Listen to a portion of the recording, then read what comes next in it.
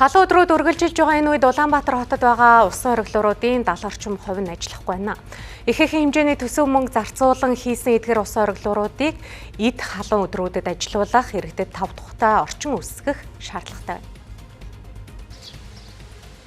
Зуны айгам өдрүүдэд Улаанбаатар хот болон Монгол улс даяар өдөртөө 30 орчим градусаар хаалж бөхчим халуун өдрүүд үргэлжилж байгаа. Тэгэхээр иргэдийн хувьд эдгээр бөхчим халуун өдрүүдийг даван туулахын тулд айлуулах сэрүүхэн газар байхыг хүсдэг. Тэгэхээр Улаанбаатар хотын хэмжээнд бол нийтдээ 145 орчим усан оргилуур байдаг гэсэн мэдээлэл байгаа.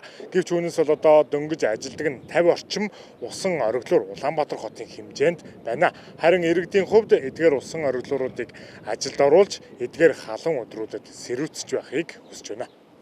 Энэ ястаны буруу юм гэж энэ тэнд нэг хэсэг баахан усан оргилуур барьсан. Тэр нь одоо ажиллаж байгаа юм баг. Жинхэнэ халуун өдрүүд сингэнт сайхан үлээгээр байж бол гоё л юм. Уулна. Уг нь одоо ажилч лээвэл одоо айгүй хэрэгтэй шүү дээ. Одоо тэр л юм хамгийн чухал болчиход байна тий. Тэгэхээр одоо яагаад тэрийг одоо тэгэл ажиллагаанд оруулах тал дээр л арга хэмжээ бол бид нар бас хэрэгтэй л байна тий. Тухайлбал өнөөдрийн байдлаар ганцхан Сүхбаатарын талбайд байрлах усан оргилуур ажиллаж байгаад иргэд шүүмжлэлтэй хандж байна. Ялангуяа иргэд ихээр төвлөрсөн Чингэлтэй дүүргийн хувьд усан оргилуурууд ажиллагаагүй, зарим хэсэгт засварын ажил хийгдэж байна. Харин засварын ажил хизээ дуусаж, усан оргилуурууд хизээнээс ажиллаж эхлэх тал дээр дараах харилцааг өглөө.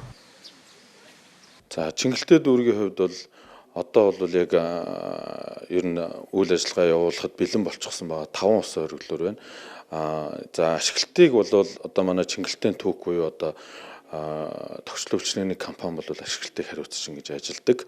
Яг өнөөдрийн хувьд бол манай дээр байгаа усан оргилууруудыг бид нар засварлах бас нөгөө засварлах үе шатнаас зарим нөгөө сэлбэг олддоггүй олон жил болчихсон усан оргилууд энэ төр гэдэг байдлаар сэлбүүдийг энэ төр захиад бас нэлээд хугацаа алдсан.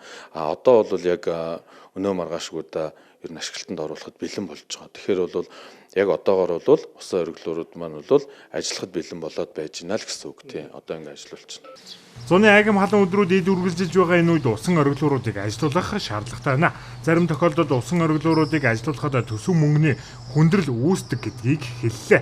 Эхний ээлжинд иргэд ихээр зорчдог хэсгүүдэд усгүй, арчилгаагүй, засвар шаардлагатай байгаа усан оргилууруудыг ажилд оруулж иргэдийг сэрүүцүүлэх, амарч суух, ая тухтай орчныг бүрдүүлэх хэрэгцээ шаардлага тулгараад байна.